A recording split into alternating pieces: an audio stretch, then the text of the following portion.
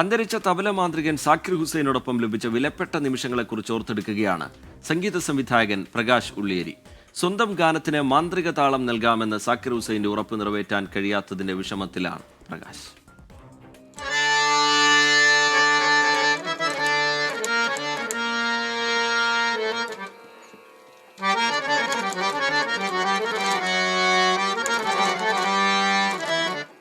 പ്രകാശ് ഉള്ളേരിയുടെ ഹാർമോണിയത്തിൽ തബല മാന്ത്രികന്റെ ഈണം.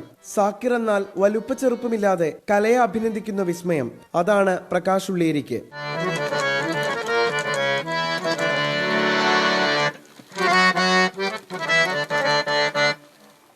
ഞാൻ ഇങ്ങനെ പ്രോഗ്രാം ചെയ്ത് വായിച്ചുകൊണ്ടിരിക്കുന്ന സമയത്ത് ഫ്രണ്ട് റോയിലേക്ക് നോക്കിയപ്പോൾ ശരിക്കും ഞെട്ടിപ്പോയി. അതായത് നമ്മളൊക്കെ സ്വപ്നം കാണുന്ന കലാകാരന്മാരെ ഫ്രണ്ട് റോയിലിരിക്കുന്നത് Zakir Hussain sir, John McLaughlin sir, അതുപോലെ മാൻഡലിൻ ശ്രീനിജി, ശെൽവ ഗണേഷ്, ഇത്രയും പേര് ഇരിക്കുക. ഫുൾ കോൺസേർട്ട് ഇവർ ആസ്വദിക്കുകയാണ്. അപ്പോൾ ഇത് കഴിഞ്ഞപ്പോൾ നേരെ സ്റ്റേജിലേക്ക് വന്നു, നേരെ എൻ്റെ അടുത്തേക്ക് വന്നു.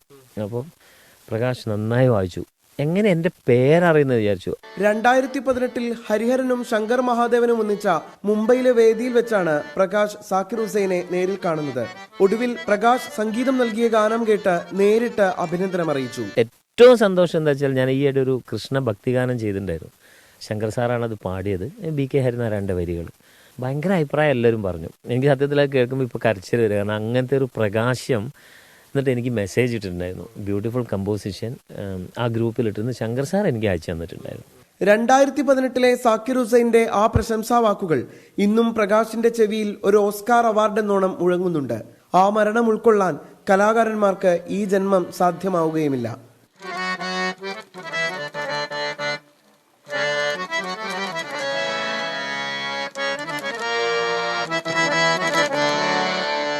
#24 പാലക്കാട്.